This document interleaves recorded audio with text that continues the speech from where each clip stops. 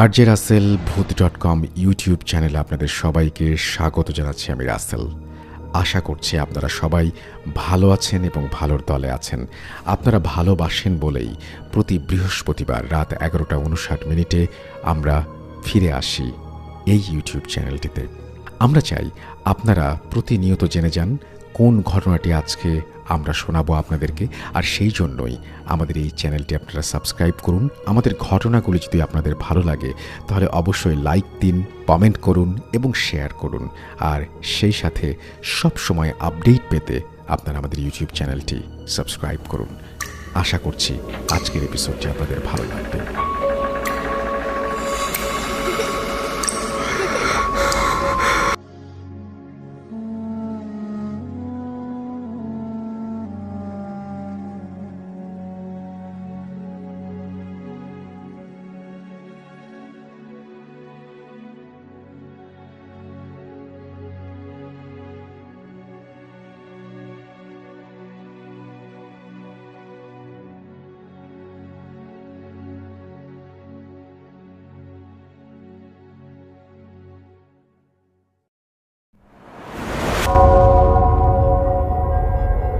Spirit, be here with me.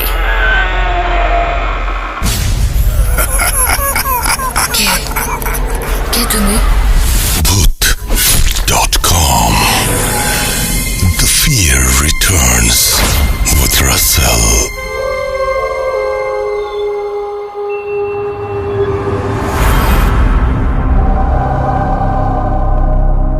যেভাবে লেখা আছে আমি সেভাবেই পড়ছি।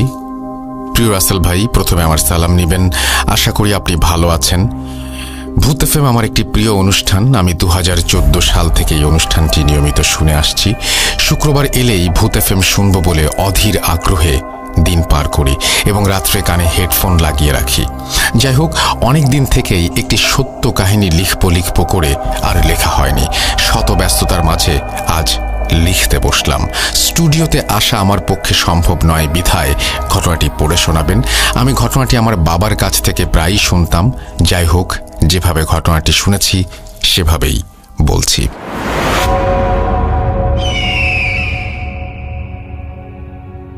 ঘটনাটি ঘটেছে টাঙ্গাইল জেলার কালীপুর নামক গ্রামে।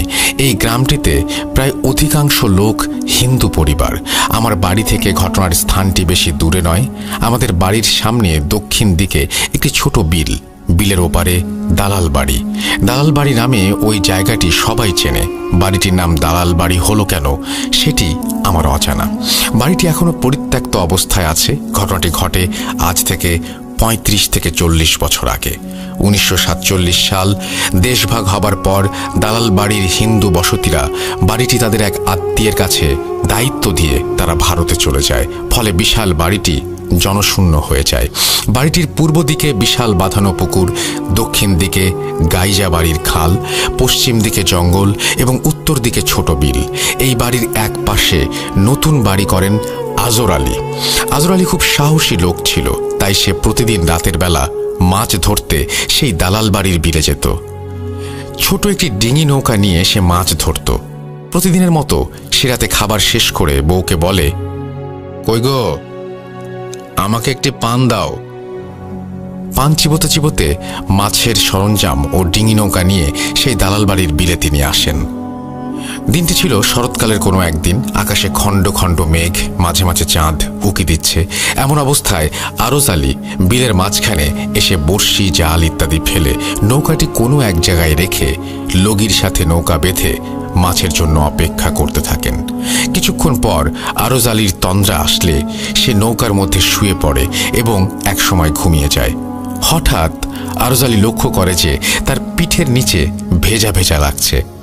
তৎক্ষণাৎ সে উঠে বসে এবং নৌকার প্রায় অর্ধেক সে দেখে যে পানিতে ডুবে গেছে, ভর্তি হয়ে গেছে। সে নৌকার মাথার দিকে তাকিয়ে দেখে একটি সাদা কাপড়ে জড়ানো অবয়ব বসে আছে। তার হৃৎপিণ্ড যেন ভয়ে বন্ধ হয়ে যাওয়ার মতো অবস্থা হয়।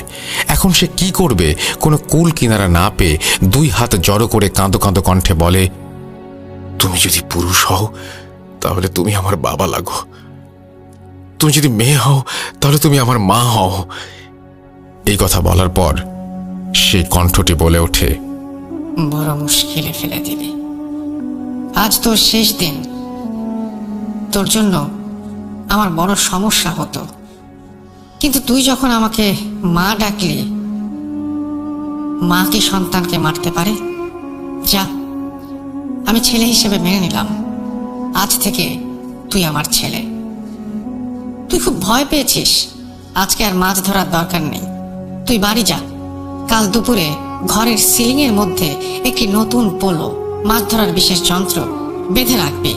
আমি তোকে চিকিৎসা দেব, আর তুই 3 দিন কোনো মাছ মাংস খাবি না। রাতের বেলা থেকে আজর আলীর জ্বর আসে এবং সে অবয়বের কথা মতো সিলিংয়ে একটি নতুন পোলো বেঁধে দুপুরবেলা খাটের মধ্যে শুয়ে থাকে। হঠাৎ পোলোটি যেন দুলতে থাকে এবং আরজের গায়ে ঠান্ডা বাতাস লাগতে শুরু করে। এভাবে আরজ আলী 3 দিন চিকিৎসা নেয় এবং জ্বর ভালো হয়ে যায়। তারপর থেকে আরজ আলী প্রতিদিন মাছ ধরতে যেত নৌকা নিয়ে। নৌকাটি বেঁধে যখন আরজ আলী বসত, ঠিক তখন অবয়বটি সেই দালাল বাড়ির একটি বিশাল গাছ থেকে বাতাসের ভর করে নৌকার মাথায় এসে বসত এবং দুজনে সারা রাত কথা বলতো, প্রচুর মাছ ধরত। এভাবে আরজ আলী তার মায়ের সাথে প্রতিদিন রাত্রে কথা বলতো। কিছুদিন পর হঠাৎ একদিন অবয়বটি রাত্রে আজর আলীর নৌকা এসে বসে। আজর আলী তার মায়ের সাথে কথা বলে, কিন্তু এবার তার মা যেন চুপচাপ, কোনো কথা বলে না। একটু ভয়ে ভয়ে আজর আলী জিজ্ঞেস করে, মা, আজ তুমি কেন কথা বলো না? তাহলে তুমি কি আমাকে আজ মেরে ফেলবে? তখন অবয়বটি বলে, না, মা কি সন্তানকে কোনোদিন মেরে ফেলতে পারে? আমি একটা সমস্যায় পড়েছি। আজর আলী বলে, কি সমস্যা? অবয়বটি বলে, আমি যে গাছে থাকি সেই গাছটি গাছের মালিক বিক্রি করে দিয়েছে। কালকে গাছটি কেটে ফেলবে। তখন আরজ আলী বলল, মা, তুমি একদম চিন্তা করো না, আমি ব্যবস্থা নিচ্ছি।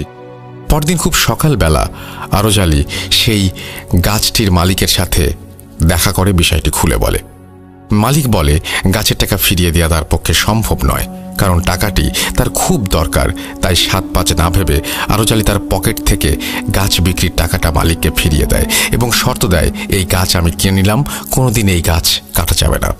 মালিক তার শর্তে রাজি হয়ে যায়। তারপর রাত্রেবেলা একসময় সেই অবয়বটি নৌকায় আসে এবং আরজ আলীকে বলে, আজ আমি খুব খুশি, সত্যি আমার ছেলের মতো কাজ করছিস। আমি তোকে কথা দিলাম, আমি যতদিন এখানে আছি ততদিন তোর এবং তোর পরিবারের কোনো ক্ষতি হবে না। যেমন তোর বাড়ির কোনো শিশু বাচ্চা পানিতে পড়ে মরবে না, বাড়িতে আগুন লাগবে না, চোর চুরি করতে পারবে না, ইত্যাদি। আরজ আলী অনেক দিন বেঁচে ছিল। আজও ওই বাড়িতে আরজ আলীর ছেলে, নাতিপুতি সহ অনেকে বাস করে। কোনোদিন ওই বাড়ির কোনো ক্ষতি শোনা যায়নি। তবে ওই বাড়িতে 3 বার চুরির ঘটনা ঘটে। আশ্চর্য বিষয়, 3 বারই চোর হাতে নাতে ধরা পড়ে। এই ছিল ঘটনা। ঘটনাটি ভালো লাগলে পড়ে শোনাবেন। ভূত.com দীর্ঘজীবী হোক। মির্জা রোকন আহমেদ, ব্যক্তিগত কর্মকর্তা, বাংলাদেশ সুপ্রিম কোর্ট, হাইকোর্ট বিভাগ, ঢাকা। তারপরে তিনি তার মোবাইল নাম্বার শেয়ার করেছেন। এই ছিল তার ঘটনা। আশা করছি যে এই ঘটনাটিও আপনাদের ভালো লেগেছে। আমরা আপনাদের কাছ থেকে আরও ভালো ঘটনা প্রত্যাশা করি এবং সেই ঘটনাগুলো যদি আপনারা পাঠান তাহলে আমরা অবশ্যই সেগুলো পড়ে শোনাবো। আপনাদের ঘটনা পাঠাতে হলে আমাদের ইমেল অ্যাড্রেসটা মনে রাখতে হবে। আমাদের ইমেল অ্যাড্রেস হচ্ছে russell.booth.com@gmail.com। আপনার নাম, ঠিকানা এবং ফোন নাম্বার সহ আপনার জীবনে ঘটা বা আপনার জানা সেরা ঘটনাগুলো পাঠিয়ে দিন আমাদের কাছে। আমরা চলে যাব আমাদের পরবর্তী ঘটনায়।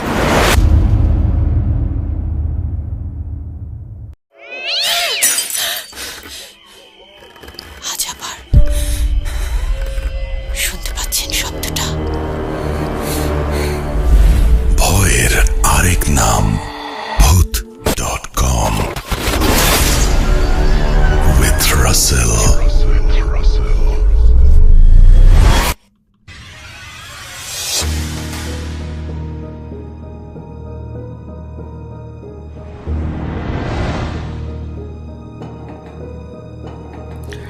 ইয়েস, কোনো সন্দেহ নেই যে ভয়ের আরেক নাম ভূত.com। এবং আপনারা যে আমাদের সঙ্গে আছেন সেজন্য আমরা অনেক বেশি অভিভূত, আনন্দিত। আমরা চলে যাব আমাদের পরবর্তী ঘটনায়। এই ঘটনাটি কিন্তু একটু বড়। সো আমরা আশা করছি যে এই ঘটনাটি আপনাদের ভালো লাগবে। যদি ভালো লাগে অবশ্যই আমাদের জানাবেন, যদি ভালো না লাগে সেটাও আমাদেরকে জানাবেন। আমরা চলে যাচ্ছি আমাদের ঘটনায়। আমাদেরকে ইমেইল করুন। আমাদের ইমেল অ্যাড্রেস হচ্ছে russell.bhoot.com@gmail.com। আপনার নাম, ঠিকানা এবং ফোন নাম্বার সহ আপনার জীবনে ঘটে যাওয়া বা আপনার জানা সেরা ঘটনা লিখে পাঠিয়ে দিন আমাদের কাছে। ঘটনা শুরুতে অবশ্যই উল্লেখ করুন যে ঘটনাটি আপনি স্টুডিওতে এসে শেয়ার করতে চান, নাকি আপনি চান আপনার ঘটনা আমরা পড়ে শোনাই। যারা দেশের বাইরে রয়েছেন তারা সরাসরি অডিও ক্লিপ পাঠান বা লিখে পাঠান আমাদেরকে ঘটনা, এটা আপনাদের ব্যাপার। এবং আমরা প্রচুর পরিমাণের ঘটনা চাই। যদি এই ঘটনাগুলো আপনাদের ভালো না লাগে তাহলে বুঝতে পারবেন যে আমরা যথেষ্ট পরিমাণ ঘটনা আপনাদের কাছে পাচ্ছি না। যদি ভালো লাগে তাহলে বুঝতে পারবেন এরকম ঘটনা আমাদের আরও বেশি প্রয়োজন। সুতরাং পুরো ব্যাপারটাই আপনাদের ওপরে। আমার এই ক্ষমতা নেই যে আপনাদেরকে ঘটনা তৈরি করে দেব, এবং সেটা উচিত না। সো আপনাদের ঘটনার অপেক্ষায় আমরা চলে যাচ্ছি আমাদের পরবর্তী ঘটনায়। আজ আবার শুনতে পাচ্ছেন শব্দটা? ভয়ের আরেক নাম bhoot.com with Russell. যেভাবে লেখা আছে আমি সেভাবেই পড়ছি। আসসালামু আলাইকুম রাসেল ভাই, আশা করি ভালো আছেন। আমার নাম আসিফ, সিরাজগঞ্জ রায়গঞ্জ থেকে। এর আগে কোনোদিন এরকম ঘটনা শুনিনি। 94তম এপিসোডে আমার জীবনের একটি আশ্চর্যজনক সাইকেল রিলেটেড ঘটে যাওয়া ঘটনা আপনি সবার সাথে শেয়ার করেন, তার জন্য অনেক অনেক ধন্যবাদ। আসলে আমার বন্ধু মেহেদি আমার ঘটনাটি শেয়ার করে। আমার ঘটনাটি আমার বন্ধু মেহেদি bhoot.com-এর এখানে শেয়ার করবে বলে আমাকে জানায়, এবং আমি তাকে শেয়ার করার জন্য অনুমতি দেই, যার জন্য আপনাদের সাথে এই ঘটনাটি শেয়ার করা হয়েছিল। আমার সাথে ঘটে যাওয়া কিছু গোপন কথা রেখে দেই আমার বন্ধুর কাছে, কারণ এগুলো বললে হয়তো সমস্যা হতে পারে, এই কথা ভেবেই সেই গোপন রাখা। একদিন মেহেদি আমাকে বলে, বন্ধু, তোর ঘটনা bhoot.com-এ শেয়ার করেছে, তুই ডাউনলোড করে শোন, ভালো লাগবে তোর। তো ডাউনলোড করে শোনার পর আসলে বলতে গেলে প্রথমবারের মতোই ভালো লাগলো।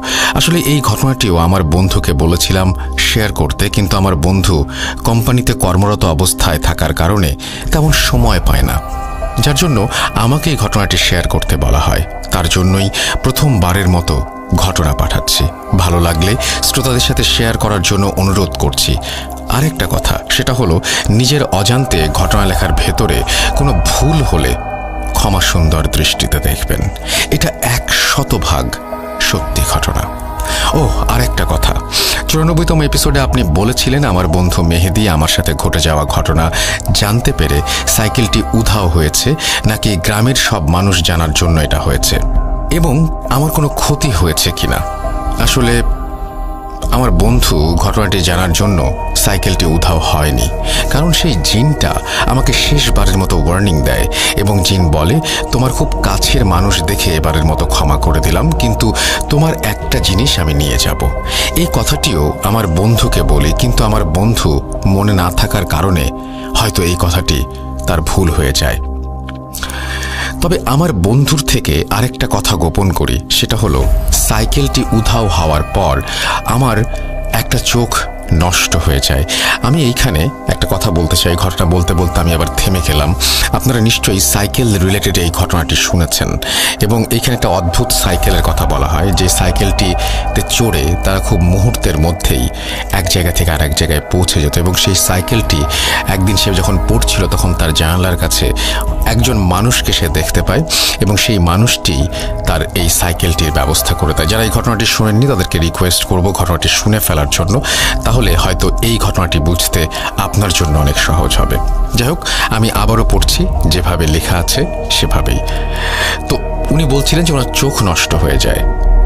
তারপরে তিনি বলছেন, যার জন্য এর পর থেকে আমি এক চোখে দেখতে পাই না। আপনি সত্যতা জানার জন্য এই কথাটি বললাম।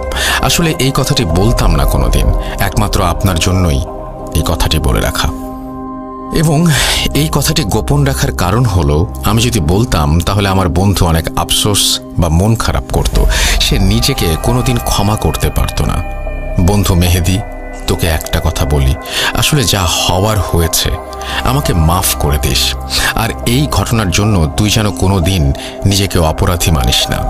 যাই হোক, সাইকেলটি উধাও হয়ে যাওয়ার পর মেহেদিকে বললাম আমার বাসায় আসতে।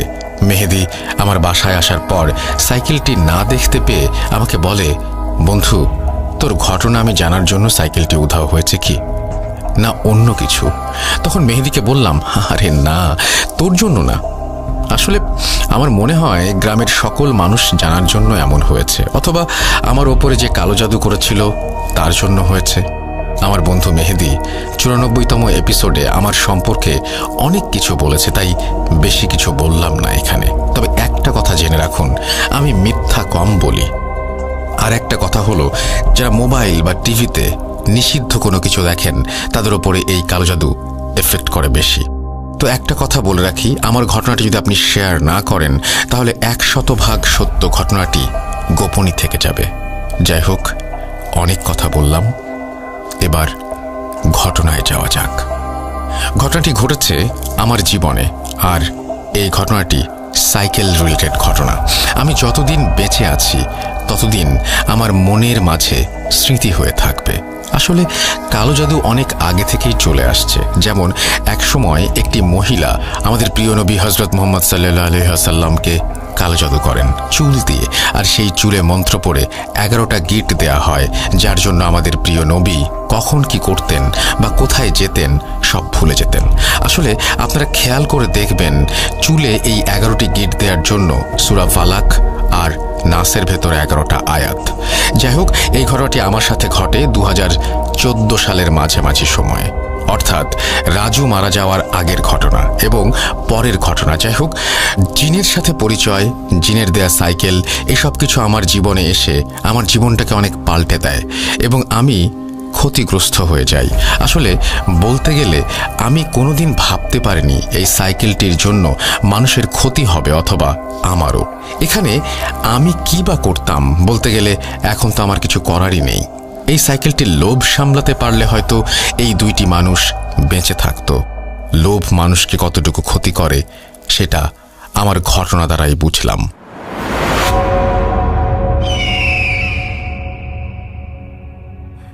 জিনের থেকে পাওয়া সেই সাইকেলটি পাওয়ার পর বেশ ভালোভাবেই দিন কেটে যাচ্ছিল। বলতে গেলে তখন থেকে আমাদের সংসারে অনেক উন্নতি হতে থাকে। সাইকেলটি পাওয়ার বছর কয়েক পর, অর্থাৎ 2014 সাল থেকে 2017 সালের মাঝামাঝি সময়ের দিকে আমাকে কালো জাদু করা হয়। যাই হোক, হঠাৎ কয়েক বছরের মধ্যে এরকম উন্নতি দেখে অথবা অন্য যে কোনো একটা কারণে আমাদের প্রতিবেশী জিহাদ কি যেন মনে করে আমাদের বাসায় এসে আমাদের ঘর পরিদর্শন করে যায়। বাসায় আমি না থাকাকালীন সময়ে সে আসে এবং জিহাদ আমার বাসায় আসার পর আমার মা আমাকে বলে, জিহাদ আমাদের বাসায় এসে তোমার ঘরে সরাসরি চলে যায় এবং একটা হাদিসের বই নিয়ে যায়। আমি তখন আমার মাকে বললাম, তুমি কেন অন্য মানুষকে আমার ঘরে আসতে দিলে? আমার মা জবাবে বলে, আমি তো তাকে মানা করেছি, কিন্তু জিহাদ বলে একটা হাদিসের বই নিতে এসেছে। আসলে হাদিসের বই নিতে আসার জন্য আমি আর তখন কোনো কিছু বলিনি। এমন সময় জিহাদ হাদিসের বইটি নিয়ে চলে যায়। মায়ের মুখে এই সব কথা শোনার পর আর মাথা না ঘামিয়ে আমি আমার মতন করে জীবন যাপন করতে থাকি। আসলে তখন যদি আমি একটু মাথা ঘামাতাম তাহলে সব কিছু ঠিক হয়ে যেত হয়তো। যাই হোক, এরকম একটা অবস্থায়, এরকম একটা পরিস্থিতিতে বেশ ভালোই দিন কেটে যাচ্ছিল। একদিন একটা মসজিদ থেকে আমাকে ভালো বেতনের অফার দেয়া হয়, অর্থাৎ সেই মসজিদে ইমামতি এবং বাচ্চাদের কোরআন তেলাওয়াত শিক্ষা দিতে হবে। তখন আমি আর ফেরাতে পারিনি। আমি আগে যেখানে কোরআন তেলাওয়াত শিক্ষা দিতাম সেখানে বিকালে এবং এখানে সকালে পড়াবো, এরকম একটা শিডিউল করে ফেলি। রাজি হওয়ার আরেকটা কারণ হলো, যদি আমি দুই জায়গায় কোরআন তেলাওয়াত শিক্ষা দেই তাহলে আমাদের পরিবার আরও ভালোভাবে চলবে। এইসব চিন্তাভাবনা করেই আমি ইমামতি করতে আগ্রহ প্রকাশ করি। এর 2 দিন পর থেকে আমি সেই মসজিদে ইমামতি করতে থাকি। বলে রাখা ভালো, আসলে সেই মসজিদে ইমামতি করার জন্য আমাকে আনুমানিক 1.5 থেকে 2 কিলোমিটার রাস্তা হেঁটে অথবা সাইকেলে যেতে হতো। বেশ কিছুদিন ভালোভাবেই আমার বাবার নড়বড়ে একটা সাইকেল নিয়ে অনেক কষ্ট করে ইমামতি করা এবং মক্তব অর্থাৎ কোরআন তেলাওয়াত শিক্ষা দেওয়ার কাজ চালিয়ে যেতে থাকি। 13 দিনের মতো কোনো রকমের সমস্যা ছাড়াই ফজরের আজান দেওয়ার কিছু মিনিট আগে বাড়ি থেকে বেরিয়ে যেতাম এবং ইমামতি করতাম। ঘটনাটি ঘটে 13 দিন পর, অর্থাৎ 14 দিনের রাত থেকে। প্রতিনিয়ত যেভাবে যেতাম তেমনভাবেই সেই রাতে আমার কাছে থাকা ছোট্ট একটা টর্চের আলোয় আমার বাবার সাইকেল চালিয়ে যাচ্ছিলাম। এমন সময় মসজিদে যাওয়ার পথে অস্বাভাবিক কিছু খেয়াল করি। তার আগে কিছু কথা বলে রাখা ভালো, সেটা হলো আমার বাসা থেকে মসজিদে যাওয়ার জন্য একটা বড় বটগাছ, একটা কবরস্থান এবং ভৌতিক ব্রিজ পার হতে হয়। ভৌতিক ব্রিজ বলার কারণ হলো এই ব্রিজ নিয়ে অনেক ইতিহাস আছে যেটা অনেক মানুষ জানে। অন্য একদিন এই ব্রিজ নিয়ে ঘটে যাওয়া ঘটনা শেয়ার করব ইনশাল্লাহ। যাই হোক, ঠিক 14 দিনের রাতে আমি অদ্ভুত কিছু খেয়াল করি। সেটা হলো আমি যখন বটগাছের কিছু দূরে, মনে হয় 25 হবে, ঠিক তখন খেয়াল করলাম একটা ডালে সাদা কিছু একটা বসে আছে। আমার কাছে থাকা টর্চের হালকা আলোয় যতটুকু বুঝলাম একটা সাদা কিছুই মনে হলো, কিন্তু ঠিক একদম কাছে এসে দেখি সেখানে কিছুই নেই। মনের ভুল ভেবে আমি আবারও যেতে লাগলাম এবং কোনো সমস্যা ছাড়াই সে রাতের মতো মসজিদে পৌঁছে গেলাম। এর পরের রাতে ঠিক এমনভাবে দূর থেকে খেয়াল করলাম কবরস্থানের কাছে, অর্থাৎ কবরস্থানের বাইরে সাদা কাপড় পরা মানুষের মতো কিছু একটা দেখা যাচ্ছে, কিন্তু ঠিক আগের মতো করেই কাছে এসে দেখি কিছুই নেই সেখানে।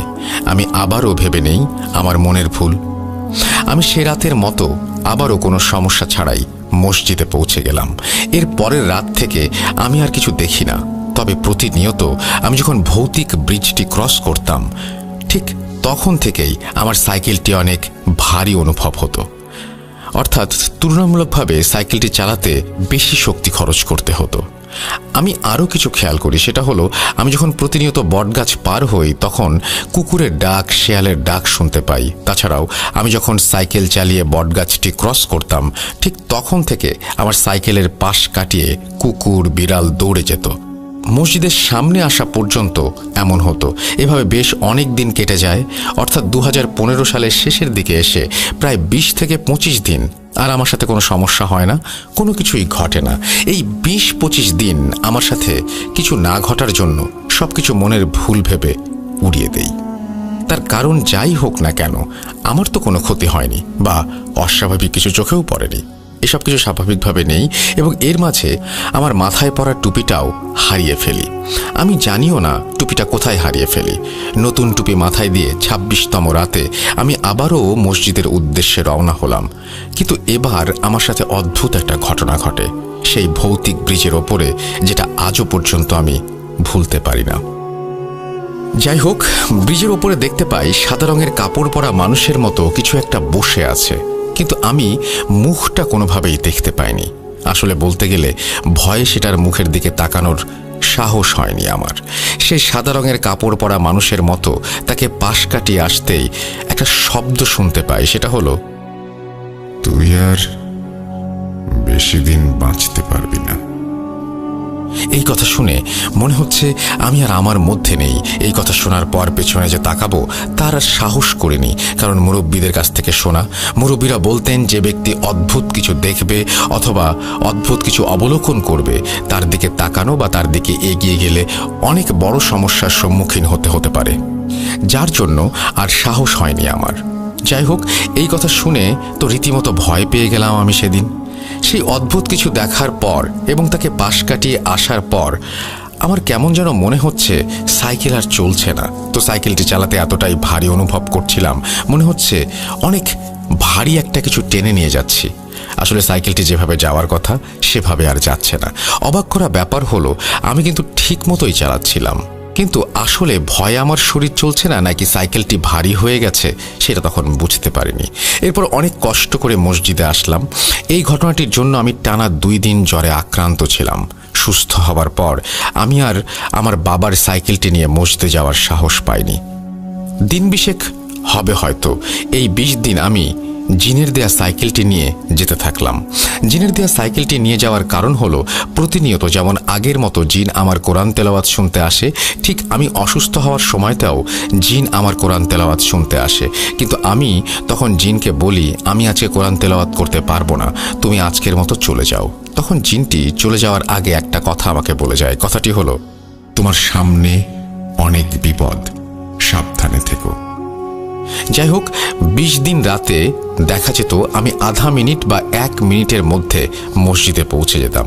এই 20 দিন রাতে আমার সাথে আর তেমন কিছু ঘটেনি।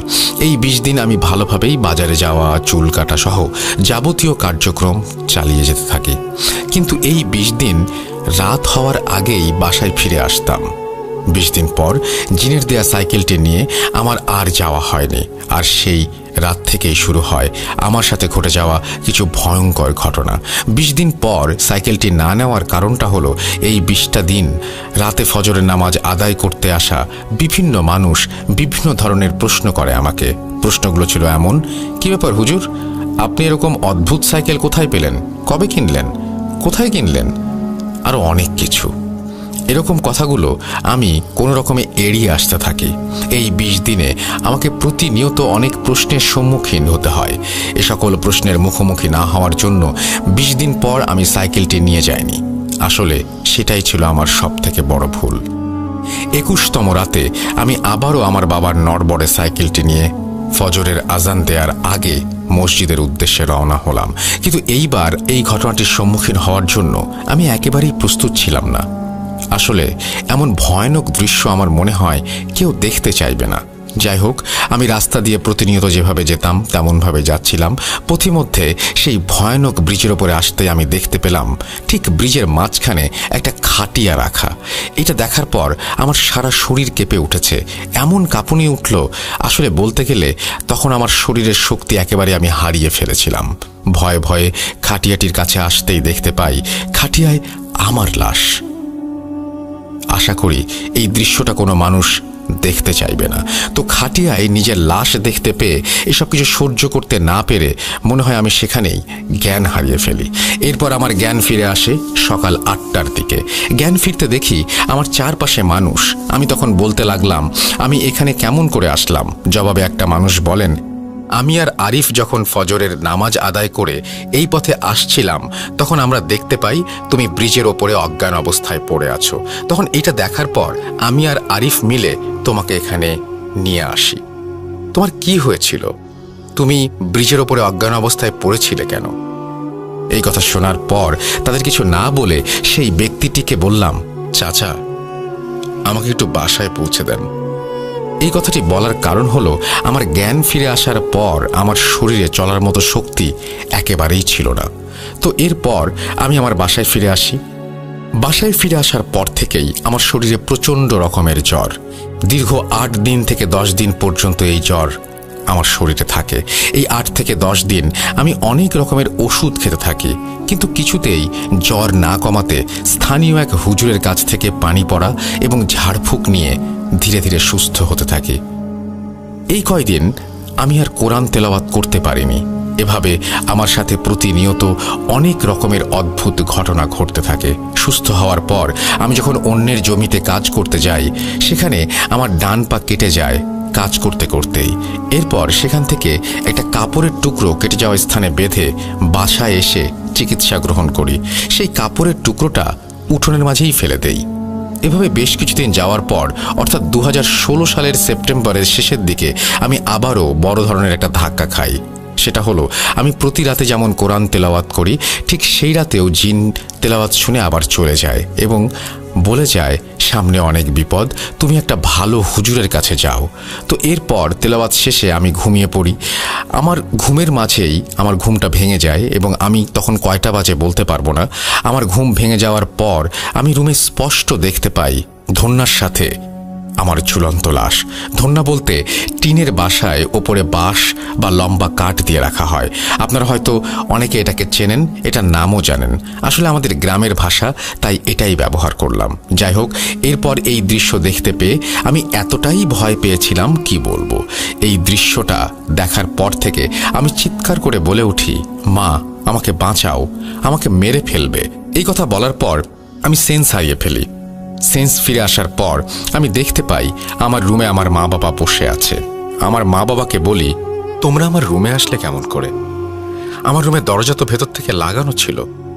জবাবে আমার বাবা বলে, তোমার চিৎকার শুনে তোমার রুমের কাছে এসে অনেক ডাকাডাকি করার পর কোনো সারা শব্দ না পেয়ে দরজা ভেঙে ভিতরে এসে দেখি তুমি মেঝেতে অজ্ঞান হয়ে পড়ে আছো। কি হয়েছে? তুমি রাতে অমন করে চিৎকার করছিলে কেন?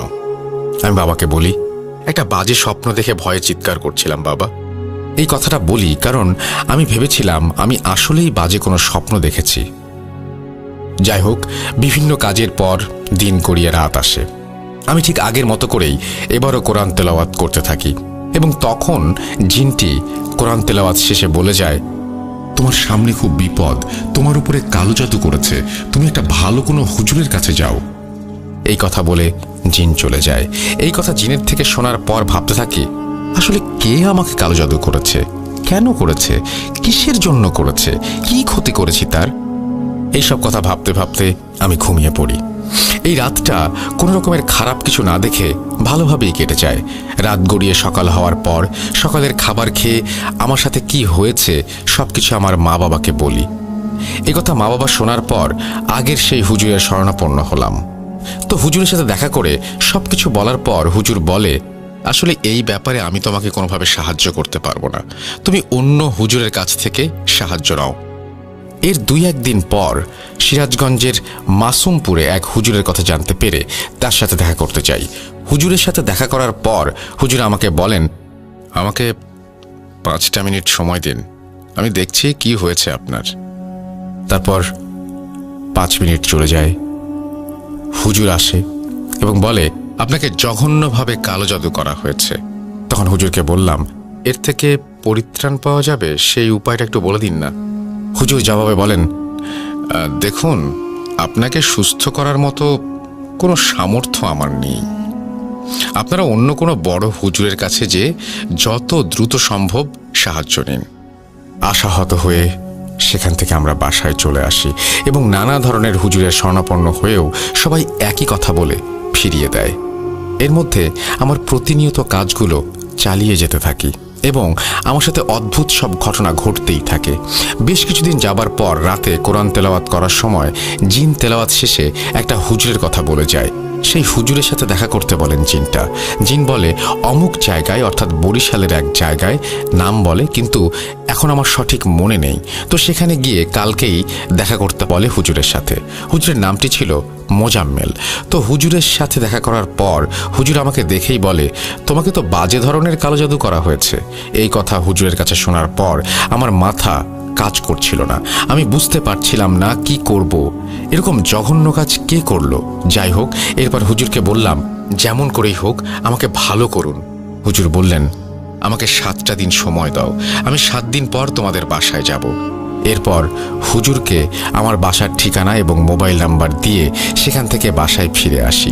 এই 7 দিন আমি আরও অনেক ভয়ের মুখোমুখি হয়েছি। যেমন আমি একদিন দুপুরে নামাজ আদায় করে মসজিদ থেকে বাসায় ফিরছিলাম। বাসায় ফেরার পথে পেছন থেকে কে যেন আমাকে সজোরে ধাক্কা দেয়। ধাক্কায় আমি রাস্তার মাঝে পড়ে যাই এবং পড়ে যাবার পর আমি খেয়াল করি সেখানে কেউ নেই। আশ্চর্য বিষয় হলো, চতুর্পাশে এমন ফাঁকা এবং রাস্তাটাও ছিল একদম ফাঁকা। আর এই ফাঁকা রাস্তায় আমার চোখে ফাঁকি দেওয়া অসম্ভব।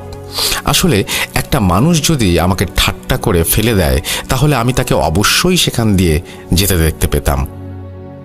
আমি তখন ভাবতে থাকি, ধরলাম একটা মানুষই আমার সাথে এমন করেছে, সেই মানুষটি তো 3-4 সেকেন্ডের মধ্যে উধাও হয়ে যেতে পারবে না। প্রতিনিয়ত আমার সাথে অনেক কিছুই ঘটছে। এরই একটা অংশ ভেবে আমি খুব দ্রুত সেখান থেকে বাসায় চলে আসি। ঠিক এর পরের দিন রাতে আমার যখন ওয়াশরুমে যাওয়ার প্রয়োজন হয় তখন আমার সাথে আরেকটা ভয়ানক ঘটনা ঘটে। সেটা হলো আনুমানিক মাঝরাত বা তার আগে অথবা তার একটু পরেও হতে পারে, আসলে সঠিক জানি না। ওহ, বলে রাখা ভালো, ওয়াশরুমটা ছিল আমার বাসার একটু উত্তর দিকে, অর্থাৎ ঘর থেকে 20-25 পা হবে এরকম দূরত্বে। তো তখন আমি বাসার উঠোনের মাঝখান দিয়ে দেখতে পাই একটা লাশ, এবং সেই লাশের মাথা দেহ থেকে আলাদা করা, এবং দেহ থেকে প্রচুর পরিমাণে রক্ত পড়ছে এবং জায়গাটা ভিজে আছে। আমি খুব ভয় পাই। আসলে এই দৃশ্যটা দেখার জন্য আমি একেবারেই প্রস্তুত ছিলাম না। খুব ভয়ের কারণ হলো লাশটা আর কারো নয়, সেই লাশটি ছিল আমার নিজের লাশ। এভাবে দেখার পর আমি সহ্য করতে না পেরে উচ্চ স্বরে এক চিৎকার দিয়ে সেখানেই জ্ঞান হারিয়ে ফেলি। জ্ঞান ফিরে আসার পর আমার বাবা মাকে সব খুলে বলি। এভাবে খুব ভয়ানক ঘটনা ঘটতেই থাকে আমার সাথে। 7 দিন কাটানোর পর হুজুর আমার বাসায় ঠিক মাগরিবের আজানের সময় এসে উপস্থিত হন। হুজুর বাসায় ফিরে আমাদের সবাইকে একটা রুমে নিয়ে যান এবং হুজুর বলেন কে এই কাজটি করেছে এবং কেন করেছে সেটা মাগরিবের নামাজ আদায় করে তিনি বলবেন। নামাজ আদায় করার পর হুজুর সবাইকে এক রুমে নিয়ে বলতে থাকেন। হুজুর তখন একটা ছেলের নাম বলে। আমি তখনও বিশ্বাস করতে পারিনি এবং আজ পর্যন্ত বিশ্বাস করতে পারি না এই ছেলে এই কাজ করেছে। তো এরপর হুজুর আমাদের বলেন এই কাজটি জিহাদ নামের একটি ছেলে করেছে। আসলে তোমার উপরে অনেক রাগ এবং একটা লোভের বশবর্তী হয়েই এমন কাজ করেছে। হুজুরের কাছ থেকে এটা শোনার পর আমি ভেবে অবাক হই যে জিহাদ আমার উপরে কালো জাদু কেন করবে? আমি তো তার কোনো ক্ষতি করিনি বা তার পরিবারেরও কোনো ক্ষতি করিনি। আমি খুব ভেঙে পড়ি। আপনারা ভাবছেন ঘটনাটি এখানেই শেষ, কিন্তু এখনও অনেক রহস্যময়তা লুকিয়ে আছে এই ঘটনায়। সুতরাং প্রিয় লিসনার্স, দয়া করে আরেকটু অপেক্ষা করুন এবং শুনতে থাকুন। আর এই সকল ভয়ানক ঘটনা ঘটে আসিফ মারা যাওয়ার পর থেকেই। আসিফ মারা যাওয়ার 30 থেকে 35 দিন আমার সাথে খুব ভয়ানক ঘটনা ঘটে যায়। এরপর হুজুরের কাছে আমি জানতে চাই কেন আমার সাথে জিহাদ এরকম করেছে। হুজুর বলছেন 2014 সালে জিহাদ গ্রামের একটা মেয়েকে পছন্দ করত এবং ভালোবাসত। একদিন যখন ঈশার নামাজ পড়ে মসজিদ থেকে বাসায় ফিরছিল, তখন তুমি ফেরার পথে রাতের বেলায় তাদের একসাথে দেখতে পাও। এরপর তুমি জিহাদের পরিবার ও মেয়ের পরিবার অর্থাৎ মনিকার পরিবারকে জানাও। তাদের পরিবারকে জানানোর পর থেকে তোমার ওপরে ক্ষিপ্ত হয়ে তোমার উপর কালো জাদু করেছে। তখন আমি হুজুরকে বললাম, হুজুর, আমি তো সঠিক কাজটাই করেছি, কারণ এদের কেউ দেখলে এদের পরিবারের মান সম্মান সব যেত। আসলে সম্মান বলতে মনিকার পরিবারের বেশ সম্মান নষ্ট হতো, কারণ জিহাদের পরিবার এবং মনিকার পরিবার এদের দুজনের মধ্যে পার্থক্য ছিল অনেক, যার জন্য মনিকার পরিবারের কেউ এই সম্পর্ক মেনে নিত না। 7 দিনের ভেতরে মনিকাকে বিয়ে দিয়ে দেয় তারা অন্য জায়গায়। এরপর হুজুর বলেন, তুমি যখন তাদের পরিবারকে জানাও, তার কয়েকদিন পর মনিকার বড় ভাই জিহাদকে অনেক মারধর করে। এরপর মনিকার অন্য জায়গায় বিয়ে হওয়াতে তোমার উপরে তার অনেক ঘৃণা এবং রাগের জন্ম হয়, যার জন্য সে ক্ষিপ্ত হয়ে তোমার উপরে কালো জাদু করেছে। কিন্তু তুমি অনেক ধার্মিক বলে তেমন কোনো ক্ষতি করতে পারেনি। তুমি যখন ফজরের আগে নামাজ পড়াতে মসজিদে যেতে, তখন তুমি যেগুলো দেখতে আসলে সেগুলো ছিল কালো জাদুর অংশ। আর 2 নম্বর কারণ হলো রাজু আর জিহাদ খুব ঘনিষ্ঠ বন্ধু। রাজু সাইকেলটির কথা জানতে পেরে জিহাদকে কথায় কথায় ভুলক্রমে সব বলে দেয়, কিন্তু জিহাদ রাজুকে কোনো কিছু বুঝতে না দিয়ে হেসে উড়িয়ে দেয়। তার কারণ জিহাদ এই সাইকেলটির কথা আগে থেকেই জানতো, আর এই কথাটি জানতে পেরেই সে তোমাকে সর্বপ্রথম কালো জাদু করে। এই অদ্ভুত সাইকেলটির কথা তোমার উপরে কালো জাদু করার মাধ্যমে সে জানতে পারে। আসলে জিহাদ অনেক আগে থেকেই কালো জাদু চর্চা করত এবং তোমার কালো জাদুতে শক্তি কম এবং তুমি ধার্মিক হওয়ায় তোমার উপরে তেমন কোনো ক্ষতি করা সম্ভব হয়নি। তখন সে একটা বড় সুযোগের অপেক্ষায় থাকে। এরপর জিহাদ ভেবে পাচ্ছিল না সেই বড় সুযোগটা সে কিভাবে নেবে।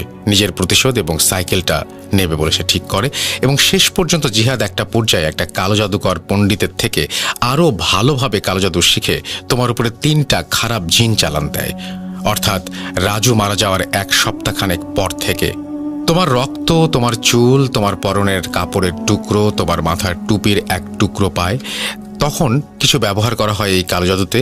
যখন এসব কিছু নিয়ে কালো জাদু করা হয়, তখন থেকে জাদু আরও বেশি শক্তিশালী হয়। তখন আমি হুজুরকে বললাম, আমার রক্ত কেমন করে পেল এবং এই সব কিছু কেমন করে পেল? তাছাড়া আমার রক্ত তো জিহাদের পাওয়ার কোনো কারণ নেই। হুজুর বলেন, আসলে কালো জাদু করার জন্য কিছু জিনিস নিয়ে সেগুলো কালো জাদুতে প্রয়োগ করতে হয়। যেমন তোমার পরনের একটা কাপড় প্রথমে কেটে নিয়ে যায়, এরপর জিহাদের কাজ ছিল প্রতিনিয়ত তোমাকে ফলো করা। একদিন তোমাকে ফলো করার সময় জিহাদ খেয়াল করে তোমার মাথার টুপি পড়ে গেছে। এরপর টুপিটা সে কুড়িয়ে নেয়। তুমি যখন মাঠে কাজ করতে যাও তখন তোমার পা কেটে যায়। বাসায় এসে সেই রক্ত মাখা কাপড়ের টুকরো ফেলে দাও, তখন জিহাদ সেই টুকরোটাও কুড়িয়ে নিয়ে যায়। তুমি যখন বাজারে চুল কাটাতে গিয়েছিলে তখন জিহাদ সেখান থেকে তোমার চুল সংগ্রহ করে এবং শেষ ধাপে সংগৃহীত করা তোমার সবকিছু সম্পূর্ণ একটা কালো বিড়ালকে মন্ত্র পড়ে জোর করে খাইয়ে দেয়া হয়। তারপর সেই বিড়ালটিকে জীবিত অবস্থায় একটা বাক্সে ভরে তোমাদের বাসার সামনের ওইখানে অর্থাৎ বাসার এক কোণায় পুঁতে রাখা হয়। এটি ছিল শেষ ধাপ। এরকম কালোজাদু করার জন্য তুমি বিভিন্ন সময়ে বিভিন্ন ভয়ের সম্মুখীন হও। তোমার শরীর এত শুকিয়ে গেছে তার কারণ বিড়ালটি কিছু না খেতে পেরে শুকিয়ে যাচ্ছে, সাথে সাথে তোমার শরীরের অবস্থারও অবনতি হচ্ছে। আর কিছুদিন পর হয়তো বিড়ালটি মারা যেত এবং বিড়ালটি মারা যাওয়ার সাথে সাথে তুমিও মারা যেতে। তোমার কপাল ভালো, আমার সাথে দেখা হয়েছে। এখন দেখা যাক আল্লাহ ভরসা তোমাকে সুস্থ করতে পারি কিনা। এরপর হুজুর আমার বাবাকে বলেন আরও কিছু প্রয়োজনীয় জিনিস লাগবে। সেগুলো হলো আপনাদের বাসার উঠোনের এক মুঠো মাটি, আপনার ছেলের এক ফোঁটা রক্ত, চুল, মাথার টুপির একটা টুকরো এবং তার পরনের কাপড়ের এক টুকরো এনে দিন।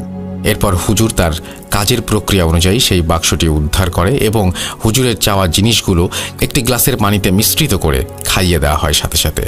এবং এরপরই বিড়ালটি গড়গড় করে বমি করে এবং ভেতর থেকে সব কিছু বের করে দেয়।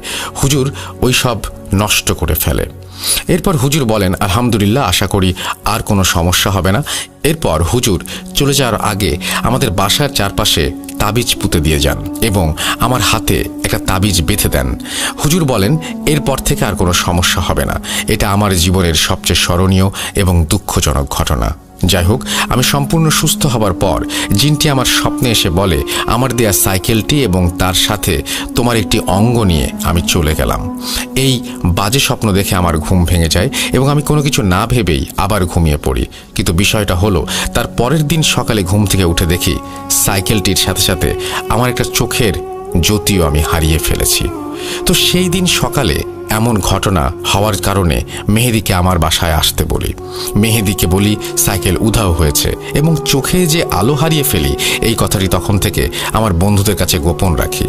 যাই হোক, আমি সম্পূর্ণ সুস্থ হওয়ার কিছুদিন পর আমি শুনতে পাই জিহাদকে খুঁজে পাওয়া যাচ্ছে না।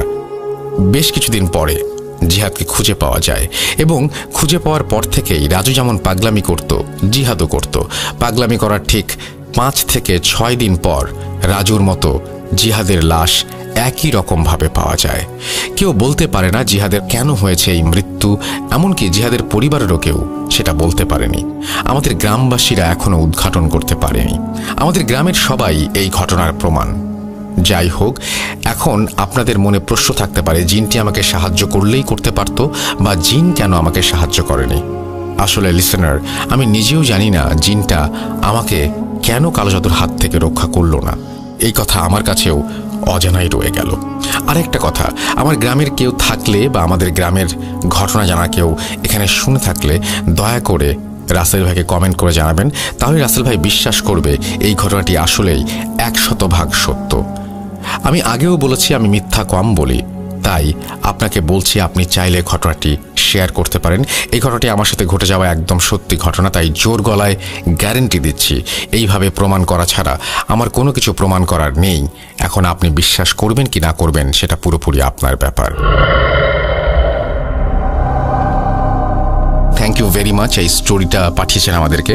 আমার আপনার জন্য সাজেশন হচ্ছে যে এর পরে যখন আপনি ঘটনা পাঠাবেন দয়া করে আপনি অডিও ক্লিপ করে পাঠালে বোধহয় বেটার হয়, কারণ এই ঘটনার বিভিন্ন জায়গায় রিপিটেশন আছে যার জন্য একটু হয়তো সবার শুনতে প্রবলেম হচ্ছে, বাট ঘটনাটি ওভারঅল ভালো।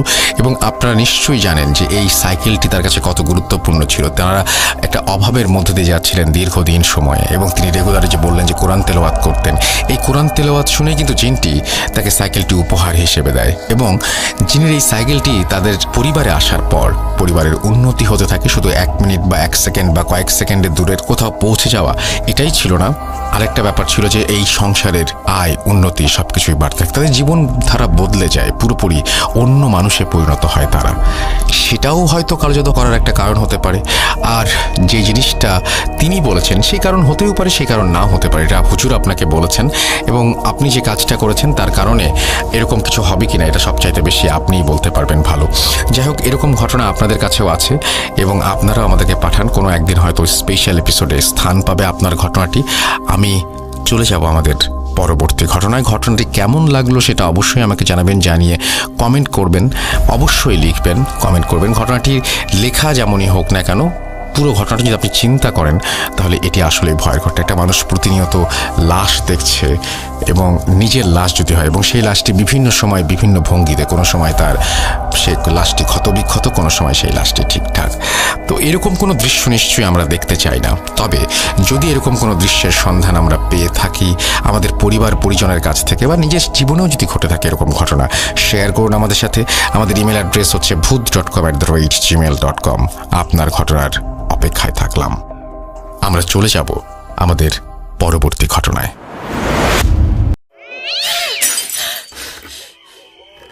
আজ আবার শুনতে পাচ্ছেন শব্দটা? ভয়ের আরেক নাম bhoot.com with Russell.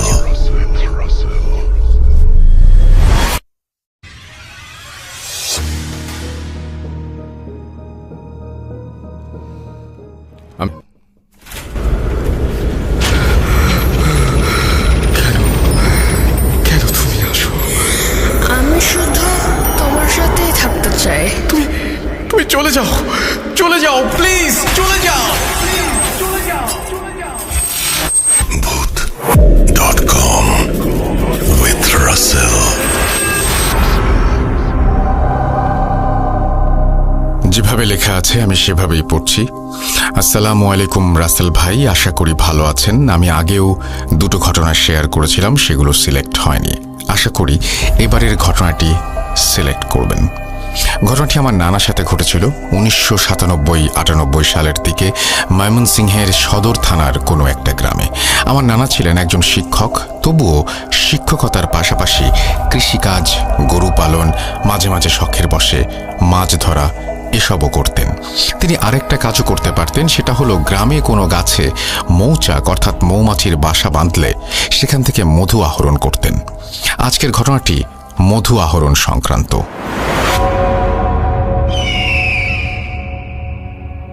গ্রামের মানুষের ভেতর একটা প্রথা আছে, সেটা হলো অমাবস্যার রাতে অথবা ভরা পূর্ণিমার রাতে মৌচাকে মধু পরিপূর্ণ থাকে, সেদিনই মৌচাক কাটতে হয়। সেদিন এক সন্ধ্যায় নানার এক বন্ধু আসে মৌচাকের খবর নিয়ে এবং বলে আজ রাতেই সেটা ভাঙতে হবে, না হলে হয়তো অন্য কেউ ভেঙে ফেলবে। তাই তারা দুজনে মিলে মৌচাক ভাঙার জন্য মশাল, কাঁচি, মধু রাখার পাত্র এবং অন্যান্য জিনিস নিয়ে তৈরি হয়ে থাকে এবং অপেক্ষা করে গভীর রাত হওয়ার জন্য। রাত 10টার দিকে নানা তারা বন্ধুদের সাথে আরেকজন সহযোগীকে নিয়ে 3 জন মিলে রওনা দেন গন্তব্যস্থানের দিকে। মৌচাকটি বিশাল জঙ্গলের ভেতর ছিল। জঙ্গলের পাশেই ব্রহ্মপুত্র নদ। উল্লেখ্য যে এই জঙ্গলটাকে মানুষ এতই ভয় পেত যে দিনের বেলাও সাহস পেত না সেখানে যাবার। জঙ্গলের কাছেই পাঁঠার অর্থাৎ ছাগলের গন্ধ এসে লাগে নাকে। গন্ধ পেয়েই নানাদের সহযোগীরা বলে ওঠে, পাঁঠার গন্ধ ভালো কিছুর লক্ষণ নয়, চলো ফিরে যাই, কালকে আবারও মানুষ নিয়ে আসব। তবে আমার নানার বন্ধুরা নাছোড়বান্ধা, সে আজকেই ভাঙবে। আরেকটা বিষয় হলো নানা এবং তার বন্ধু দুজনেই নামাজ পড়তেন। কিছু সময় চিন্তা ভাবনা করে দুটো মশাল জ্বালিয়ে তারা জঙ্গলে প্রবেশ করতে থাকেন। যত ভেতরে যাচ্ছেন পাঁঠার গন্ধ তত বিকট হচ্ছে। 3 জনই ভয় পাচ্ছিল, তবে কেউ কাউকে বলছিল না। চারিদিক ভীষণ অন্ধকার, সাথে পাঁঠার গন্ধ, এসবের মধ্যে তারা জঙ্গলের ভেতরে এগোচ্ছে। অবশেষে কোনো বাধা বিপত্তি ছাড়া তারা ওই গাছটির কাছে আসে, যেটার মধ্যে মৌচাক। এখানে এসেই তারা থমকে যায়। গাছটি ছিল একটা মাঝারি উচ্চতার বকুল ফুলের গাছ। তবে গাছটির অদূরেই একটা বড় বট গাছ, যেটার গা থেকে ঝুলছে অনেক লতাযুক্ত গাছ। দেখতেই ভীষণ ভয় লাগছিল। তাছাড়া এই বট গাছটি নিয়ে আরও অনেক কাহিনী গ্রামে প্রচলিত আছে। যদিও নানা শিক্ষিত মানুষ, তবুও মনে মনে ভীষণ ভয় পাচ্ছিলেন। নানা তখন তার বন্ধুকে বললেন, রহিম, এটা 3 জনে ভাঙা সম্ভব না, চলো ফিরে যাই।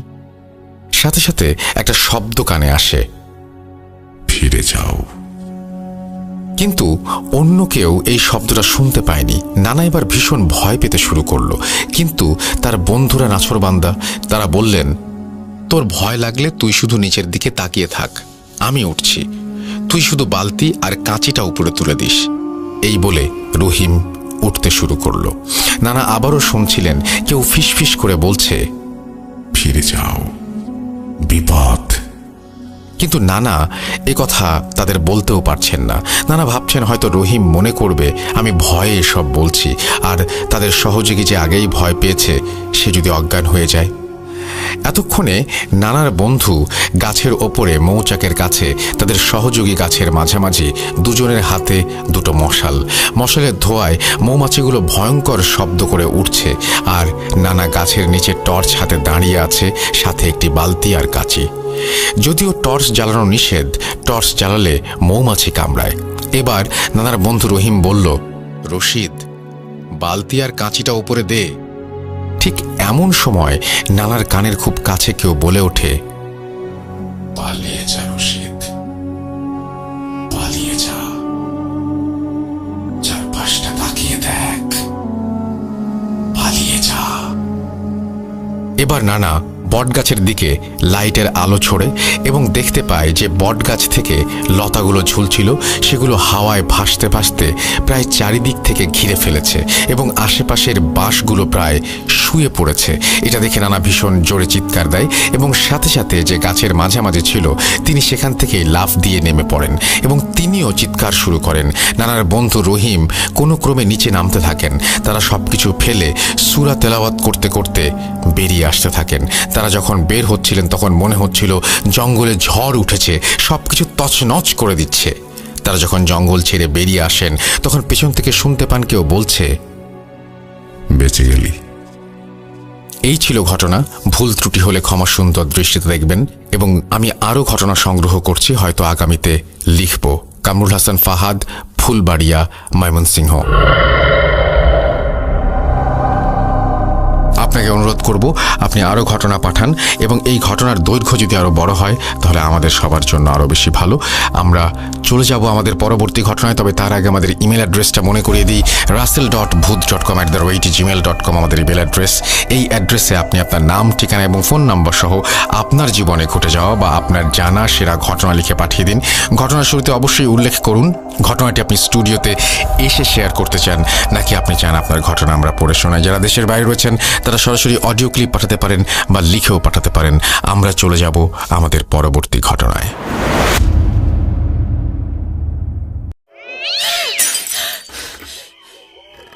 আজ আবার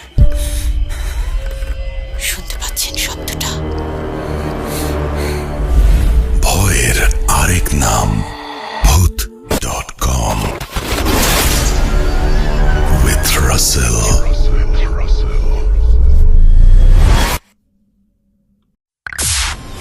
Entertainment is a must. শুনুন স্বাধীন পডকাস্ট।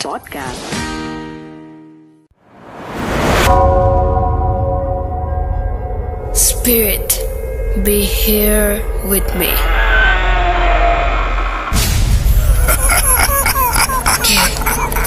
কে তুমি? bhuth.com. The fear returns with Russell.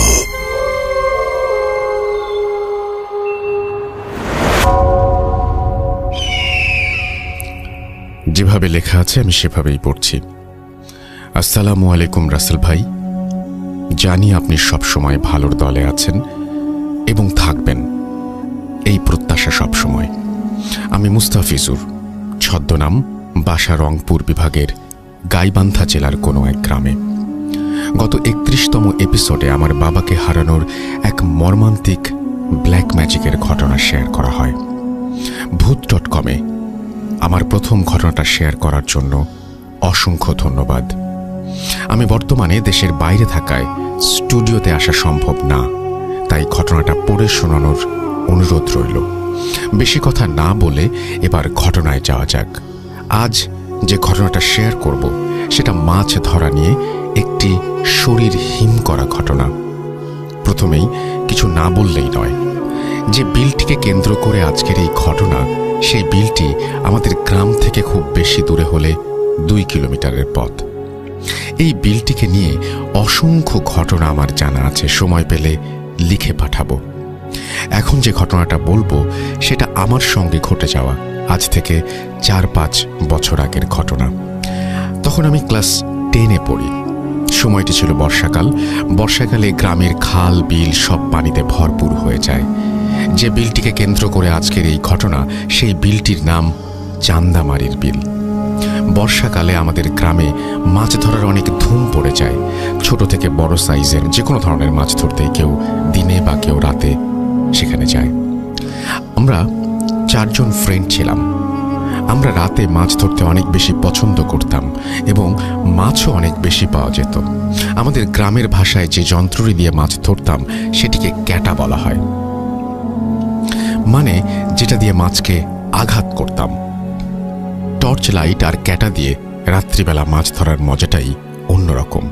যাদের মাছ ধরার নেশা আছে শুধু তারাই বোঝে বিলটি ছিল অনেক বড়, প্রায় 4-5 কিলোমিটার ধরে একটা বিল। রাতের বেলা সেই বিলে অনেক লোকই যেত মাছ ধরার জন্য। যেই দিনের ঘটনা ঘটে যায় সেদিন ছিল অনেক বৃষ্টি। সেদিন সন্ধ্যা 7টার সময় বৃষ্টি একটু কম হয়, তো আমরা সবাই ভাবলাম যে আজকে একটু তাড়াতাড়ি যাব, কারণ সবাই আবার মাছ ধরতে নেমে পড়লে তেমন একটা মাছ পাওয়া যাবে না। তো যেই কথা সেই কাজ, সবাই সবার মাছ ধরার ক্যাটা, টর্চ লাইট এবং ব্যাগ নিয়ে চলে যাই বিলের উদ্দেশ্যে। তো যাবার পথে আবার হালকা একটু বৃষ্টি শুরু হয়, কিছুক্ষণ পর আবার থেমে যায়। এভাবে আসে যায়, আবার আসে যায়। এমন করতে করতে সবার শরীর প্রায় আধা ভেজা হয়ে যায়। আমাদের ভেতর হঠাৎ একজন বলে ওঠে, চলো আজ মাছ ধরা হবে না, এত বৃষ্টিতে কেমন করে মাছ ধরবো, বাসায় ফিরে যাই। তো আমি আবার বললাম, এতটা পথ যখন এসেই গেছি একটু অপেক্ষা করে দেখি না, যদি বৃষ্টি থেমে যায়। সবাই বলল ঠিক আছে, দেখি কি হয়। আমরা তখন বিলের ভেতর পরিত্যক্ত একটা শেড বা ঘরের ছাউনির নিচে দাঁড়িয়েছিলাম। তারপর আস্তে আস্তে বৃষ্টি থেমে গেল, একেবারে নেই বললেই চলে। আমরা আবার রওনা দিলাম গন্তব্যস্থানে। যাবার পথে আমরা সবাই লক্ষ্য করলাম ঠিক বিলের মাঝে 3টা লাইট দেখা যায়। তো আমরা সেই লাইটের সোজা বরাবর হাঁটা দিলাম।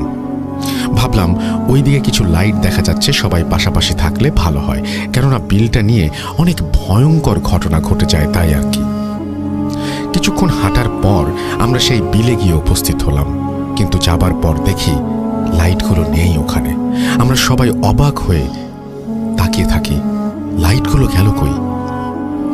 আমরা তো এখানেই দেখলাম, হঠাৎ লাইট 3টি অদৃশ্য হয়ে গেল কেমন করে? পরে বেশি কিছু চিন্তা না করে ভাবলাম হয়তো আমরা আস্তে আস্তে ওরা লাইট বন্ধ করে বাসায় চলে গেছে। বৃষ্টির কারণে বিলের ভেতর আমরা 4 জন ছাড়া আর কেউ ছিল না। কেউ না থাকায় পরিবেশটা কেমন নিস্তব্ধ হয়ে আছে। আশেপাশে কেউ নেই, কারো টর্চও দেখা যায় না। অনেক দূরে শুধু পাশাপাশি 2টো আলো দেখা যায়। তখন আমি ভাবলাম সবাই মনে হয় আসা শুরু করেছে সবেমাত্র। তখন বৃষ্টি একেবারেই ছিল না। আমরা যার যার মতো মাছ ধরতে ব্যস্ত হয়ে পড়লাম। বেশি লোকজন না থাকায় মাছও অনেক বেশি পাচ্ছিলাম। কিছুক্ষণের ভেতর সবাই অনেক মাছ পেলাম। তারপর সবাই একসাথে হলাম। এবার আস্তে আস্তে বাড়ির দিকে হাঁটছি আর মাছ ধরছি। হঠাৎ সবাই দেখি যে একটা জমিতে অনেক মাছ, যা ধারণার বাইরে। সবাই অবাক, এত কম পানিতে অত মাছ কিভাবে সম্ভব? পরে ভাবলাম বৃষ্টির কারণে হয়তো কম পানিতে সব মাছ উঠে পড়েছে। অত কিছু চিন্তা না করে সবাই সবার মতো মাছ ধরতে ব্যস্ত। কিছুক্ষণ পর আমি সামনে দেখি বিশাল একটা বড় মাগুর মাছ। কমপক্ষে মাছটার ওজন ৬-৭ কেজি হবে, যা অসম্ভব। অত কম পানিতে অত বড় মাছ আসার কথাই না। পরে আমরা আবার ভালো মতো দেখলাম বৃষ্টির কারণে হয়তো কম পানিতে উঠে এসেছে। তারপর মাছটাকে ধরার জন্য আমি অনেকক্ষণ মাছটার পেছনে পেছনে ছুটি, কিন্তু কোনোভাবেই মাছটাকে আঘাত করার সুযোগ পাচ্ছিলাম না। বড় মাছের লোভ সামলাতে না পেরে আমি ছোট মাছ ধরা ছেড়ে দিয়ে চুপি চুপি মাছটার পেছনে পেছনে ছুটতে থাকি, কেননা ওরা সবাই দেখে ফেললে আমার আগে ধরে নেবে। আমি যতবারই মাছটাকে আঘাত করার জন্য মাছটার কাছে যাই, ঠিক ততবারই মাছটা অনেক দূরে চলে যায়। এমন করতে করতে প্রায় 15-20 মিনিট অতিক্রম হয়ে যায়। তারপরও মাছটাকে একবারও আঘাত করতে পারলাম না। এক সময় আমি বিরক্ত হয়ে যাই। তখনও আমার একটুও মনে হয়নি যে এটা কোনো সাধারণ মাছ না, এটা অস্বাভাবিক কিছু। তারপর আমি সবাইকে ডাকতে বাধ্য হই, সবাইকে বলি এই মাছটাকে আমি অনেক সময় ধরে মারার চেষ্টা করছি, কিন্তু আমি একা পারছি না। এত বড় মাছকে একা ধরা সম্ভব না। সবাই মাছটাকে ঘিরে সামনে যাবে এবং যে পাবে সেই মারবে। সবাই একমত হয়ে মাছটার চারপাশে ঘিরে দাঁড়ায়। এমন কিছুক্ষণ সবাই চেষ্টা করার পর একজন হঠাৎ আঘাত করে বসে। আমরা সবাই দেখলাম যে মাছটার গায়ে লেগে গেছে ক্যাটাটা। ওরা সবাই বলল, জলদি আয়, এত বড় মাছ একা আটকাতে পারছি না। তখন আমরা সবাই দৌড়ে গেলাম ওদের কাছে। ও বলল, সবাই জলদি আয়, এত বড় মাছ আটকাতে পারছি না একা। তখন আমরা সবাই দৌড়ে গেলাম ওর কাছে। তখনও ক্যাটাটা পানির নিচে মাটির সাথে শরীরের সবটুকু শক্তি দিয়ে চেপে ধরে আছে। আমরা সবাই যাবার পর দেখলাম মাছটা ক্যাটার নিচে অনেক জোরে জোরে লাফাচ্ছে বা নাড়াচাড়া করছে। এবার আমি যখন মাছটা হাত দিয়ে ধরতে গেলাম, তখন দেখি মাছটা নেই। যখন আমি সবাইকে বললাম, কিরে মাছটা কই গেল, ক্যাটার নিচেই তো ছিল, সবাই অবাক হয়ে গেলাম। পরে সবাই একটা জিনিস লক্ষ্য করি, ওই জায়গাটা পুরো কাঁচা রক্ত দিয়ে লাল হয়ে গেছে, কিন্তু মাছটা গেল কোথায়? এত কম পানিতে মাছটাকে ভালোভাবে দেখা যাচ্ছিল। অত তাড়াতাড়ি মাছটা ওই জায়গা থেকে যদি এদিক যায় বা সেদিকে যায়, তাহলে সবার চোখে পড়ার কথা, কেননা এত কম পানি ছিল যে মাছটার পিঠ একটু পানির ওপরে ছিল। এটা কিভাবে সম্ভব? আমরা সবাই হতভম্ব। এটা কি হলো? মাছটা গেল কোথায়? তখনও কেউ একবারের জন্য ভাবি নাই যে এটা অস্বাভাবিক কিছু। সবাই আবার মাছটাকে ওই জমিটার ভেতর তন্ন তন্ন করে খুঁজি, কিন্তু পাই না। তারপর আমরা আর একটা জিনিস লক্ষ্য করি, মাছের বাজারে গেলে যেমন কাঁচা মাছ মাছ একটা গন্ধ পাওয়া যায়, ঠিক তেমন একটা তীব্র গন্ধ, এবং সেই গন্ধে চারপাশটা ভরে গেছে। অনেকক্ষণ খোঁজার পর সবাইকে বলা শুরু করলাম, এটা কেমন ঘটনা হলো? আজকে মাছটা গেল কোথায়? আর এমন গন্ধ কিন্তু ভালো না। আমি আগেও অনেকবার শুনেছি এটা খারাপ লক্ষণ। তখন আমাদের মাঝে একজন বলে, এটা সত্যিই মাছ ছিল নাকি অন্য কিছু? আমি শুনেছি যে বড় মাছ খারাপ কিছু হতে পারে। তখন আমার মাথায় এই বিষয়টা নিয়ে ঘোরাঘুরি করতে থাকে। তারপর আমরা সবাই লক্ষ্য করি যে আমাদের ব্যাগের মাছ অনেক কম হয়ে গেছে, কিন্তু আমরা এই মাছটা ধরার আগে পর্যন্ত আমাদের ব্যাগে পর্যাপ্ত মাছ ছিল। সবাই ভেবে পাচ্ছিলাম না কি হচ্ছে আমাদের সাথে। ঘটনাটা এখানে শেষ হলে পারত, কিন্তু না, একটু পরেই শরীর হিম করা এক ঘটনা ঘটে যায়। তখন আবার অনেক জোরে বৃষ্টি শুরু হয়েছে। এখন আমরা ভাবলাম যে এবার সবার শরীর ভিজে যাবে, কেননা আশেপাশে কিছুই ছিল না যার নিচে গিয়ে দাঁড়াবো। বিলের ঠিক মাঝখানে বড় বড় কয়েকটা পুকুর ছিল। সেই পুকুরের পাড় দিয়ে অনেক পুরনো গাছ আছে। আমি ভাবলাম, যাই ওই পুকুর পাড়ের গাছগুলোর নিচে গিয়ে দাঁড়াই, শরীরটা একটু কম ভিজবে। তারপর সবাই দৌড়ে গিয়ে গাছের নিচে দাঁড়ালাম। বৃষ্টি থামার কোনো লক্ষণই নেই, পড়ছে তো পড়ছেই। অনেকক্ষণ কেটে যায়, বৃষ্টিতে আশেপাশের কিছুই দেখা যাচ্ছে না। হঠাৎ করে একটা পুকুরের ভেতর কয়েকটা বাচ্চা যদি একসাথে লাফালাফি করে গোসল করে যেমন শব্দ হয়, ঠিক তেমন শব্দ পেলাম। সবাই ভাবলাম কেউ হয়তো পানির নিচে পানিতে পড়ে আছে বা পানিতে পড়ে গেছে। সেটা ভেবে সবাই লাইট মারতে মারতে সেদিকে গিয়ে দেখি কিছুই নেই। সবাই চিন্তা করে পাচ্ছি না কি হচ্ছে আমাদের সাথে। পরে আমরা সবাই গাছের নিচে দাঁড়াই। আমরা যে গাছটির নিচে দাঁড়িয়েছিলাম সেই গাছটি কেন যেন বারবার ঝাঁকা দিচ্ছিল, আর পাতায় আটকে থাকা পানি একসাথে পড়ে আমাদের শরীর পুরো ভিজে শেষ। আর এতক্ষণ বৃষ্টির পানির নিচে দাঁড়িয়ে ঠান্ডায় সবাই কাঁপছি।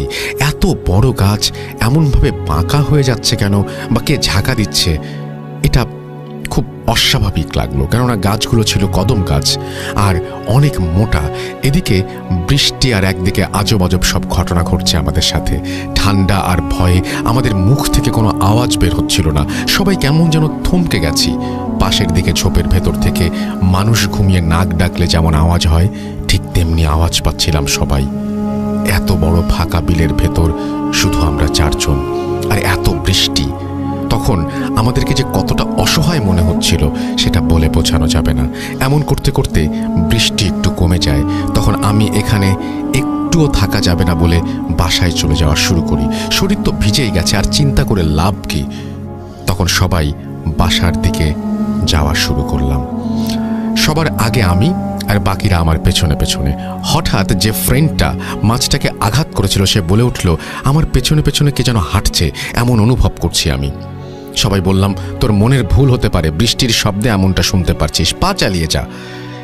আবার একটু থেমে যাই, আবার একটু যাবার পর আবার বলে, এবার সত্যি আমি দেখছি আমার পেছনে কালো একটা অবয়ব ছিল। আমি তাকানোর সাথে সাথে অদৃশ্য হয়ে গেল।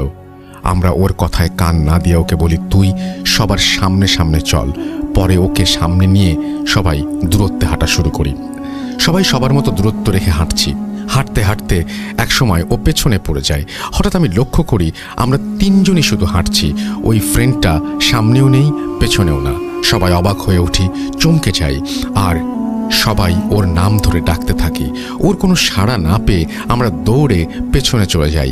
একটু পেছনে যাবার পর যেটা দেখি সেটা হঠাৎ দেখলে কেউ মেনে নিতে পারবে না। দেখি যে ওর ঘাড়টা মাথা থেকে পুরোটাই কাদা মাটির নিচে, পা দুটি ওপরের দিকে।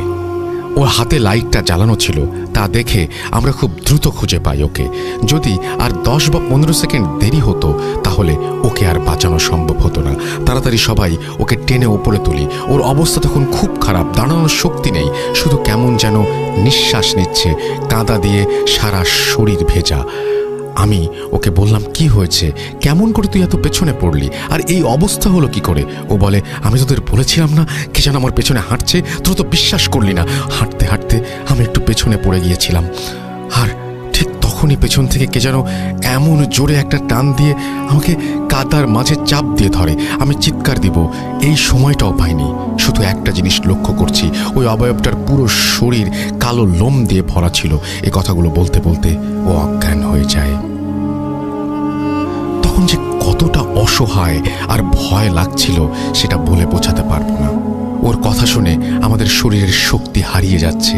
না জানি কখন আমাদের সাথেও কিছু ঘটে। সবাই আল্লাহর নাম নিয়ে হাতের ক্যাটা, টর্চ লাইট, ব্যাগ একজনের হাতে দিয়ে আমি আর আরেকজন অনেক কষ্ট করে ওকে ঘাড়ে ওঠাই। আমাদের ভয়ে আর শীতের কারণে হাতে পায়ে শক্তি পাচ্ছিলাম না, তাই ওর ওজন অনেক বেশি মনে হচ্ছিল।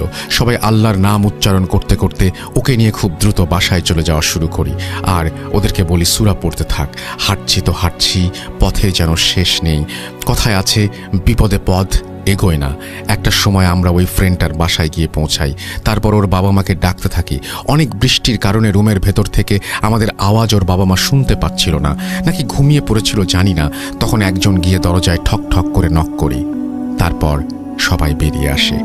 এসে এমন অবস্থা দেখে সবাই আমাদেরকে জিজ্ঞেস করে, কিভাবে কি হলো। পরে আমরা সবাই সব ঘটনা খুলে বলি। তারপর ওর বাবা আমাদেরকে এমন রাগ আর বকা দেয়, শুধু মারটায় বেঁচে গিয়েছিলাম। ফ্রেন্ডটার মা বলল, ওরাও তো অনেক ভয় পেয়ে গেছে, ওদেরকে অযথা বকছেন কেন, আগে আমার ছেলেকে সুস্থ করেন। আমরা তখন তাড়াতাড়ি ওর বাসা থেকে ওরই কিছু কাপড় নিয়ে এসে ওর ভেজা কাপড় চেঞ্জ করে দেই। অনেক চেষ্টা করার পর ওর জ্ঞান ফেরানো সম্ভব হচ্ছিল না। ফজরের আজানের পর ওর জ্ঞান ফিরে আসে। সবাই একটু সান্ত্বনা পেলাম জ্ঞান ফিরে আসাতে। ঘটনা এখানেও শেষ না। তারপর ওই ফ্রেন্ডটা অস্বাভাবিক আচরণ শুরু করে।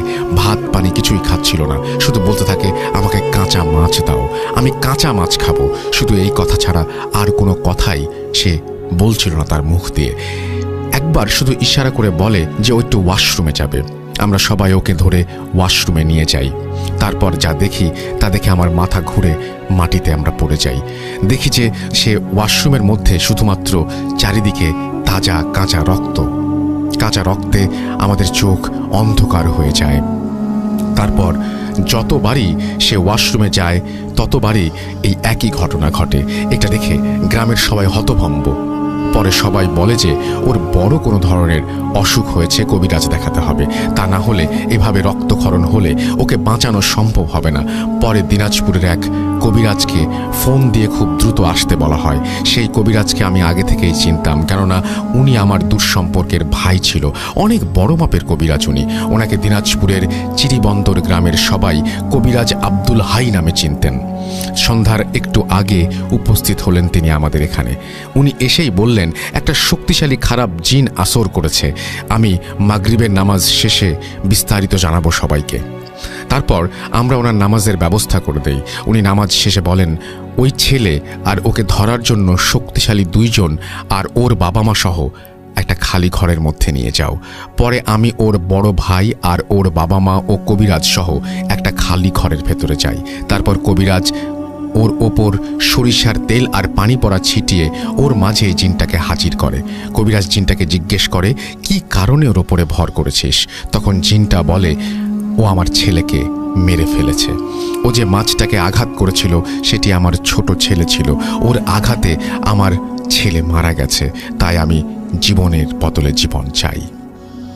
ওকে কেউ বাঁচাতে পারবে না। তখন কবিরাজ রেগে গিয়ে একটা ছুরি মাটির নিচে ঢুকিয়ে দেয় আর জিজ্ঞেস করে তুই কোথায় থাকিস, তোর নাম কি, তোর ধর্ম কি? তখন জিনটা বলে আমার নাম সুলাইমান। আমি ও আমার পরিবার সহ আমরা সবাই ওই বিলে থাকি। আমি মুসলমান, আমরা ওই বিলের মাছ খাই। তারপর কবিরাজ বলে এখন তুই কি চাস বল? জিন বলে আমি আমার ছেলের জীবনের বদলে জীবন চাই, কেউ বাঁচাতে পারবে না ওকে। কবিরাজ আরও রেগে গিয়ে বলে তোকে বোতলবন্দি করতে চাই। তখন জিনটা বলে আমি ওকে ছেড়ে দিতে পারি, কিন্তু কয়েকটা শর্ত পালন করতে হবে। যদি আমাকে 70 কেজি কাঁচা মাছ আর একটা গরু 3টা সাদা ছাগল দিতে পারে তাহলে আমি ওকে ছেড়ে চলে যাব, আর না হলে জীবনের বদলে জীবন দিতে হবে। তারপর কবিরাজ অনেক চেষ্টার পর বোতলবন্দি করার ভয় এবং মারধর করে শুধু 70 কেজি মাছ দিবে বলে রাজি করায়। তখন জিনটা বলে রাত 1টা থেকে 3টার ভেতর ওই বিলের জমিতে আমার ছেলেকে হত্যা করা হয়, সেই জমিতে রেখে আসতে হবে, কিন্তু 3 জনের বেশি যেন সেইখানে কেউ না থাকে এবং মাছ রেখে আসার সময় পেছনে তাকানো যাবে না। এই কথা বলে জিনটা চলে যায় ওর ওপর থেকে। পরের দিন রাতে জিনের দেয়া সময় ও শর্ত অনুযায়ী মাছ রেখে আসা হয়। আমি ও ওর বাবা আর ওর বড় ভাই এই কাজটি করি। তারপর কবিরাজ কিছু তাবিজ কবজ করে দেয় এবং আমাদের বাকি 3 জনকেও পরে আস্তে আস্তে সুস্থ করে। তারপর থেকে আজ পর্যন্ত আমি এবং আমার বন্ধুরা সব রাতে কোনোদিন মাছ ধরতে যাবার সাহস পাইনি। এই ছিল ঘটনা। আমি আমার বন্ধুর সাথে ঘটে যাওয়া এক মর্মান্তিক ঘটনা শেয়ার করলাম। কতটা গুছিয়ে লিখতে পেরেছি জানি না। এটা আমার ভূত.com-এ শেয়ার করা 2য় ঘটনা, জানি না কতটা ভয়ের। তবে ঘটনাটা হয়তো শেয়ার না করলে সত্য একটা ঘটনার সবার কাছে না জানাই থেকে যেত শুধু। এখনও অনেকেই আছে যারা জিন বিশ্বাস করে না।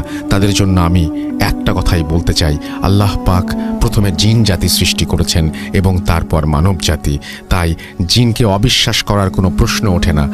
রাসেল ভাই এবং ভূত.com-এর লিসনারদের ভালোবাসা অবিরাম। এভাবেই বেঁচে থাকুক আমাদের প্রিয় রাসেল ভাই আরও অনেক বছর বছর ধরে। ভূত.com দীর্ঘজীবী হোক এই কামনা করে সবসময় পাশে থাকবো ইনশাল্লাহ। ঘটনাটি সিলেক্টেড হলে একটু জানাবেন। এই ছিল ঘটনা এবং ঘটনাটি অনেক বড়। আমি জানি না আপনাদের কতটুকু ভালো লেগেছে, বাট এই ঘটনাটি খুব অদ্ভুত একটা ঘটনা। লাস্টে মাছ রাখার যে ব্যাপারটা সেটা আমি জানি না, সেটা একটা হয়তো রিচুয়ালের পার্ট, কিন্তু এরকম ঘটনা নিশ্চয়ই আপনাদের সাথে ঘটেছে। আপনাদের কি মনে হয় সেটা অবশ্যই আমাকে জানাবেন।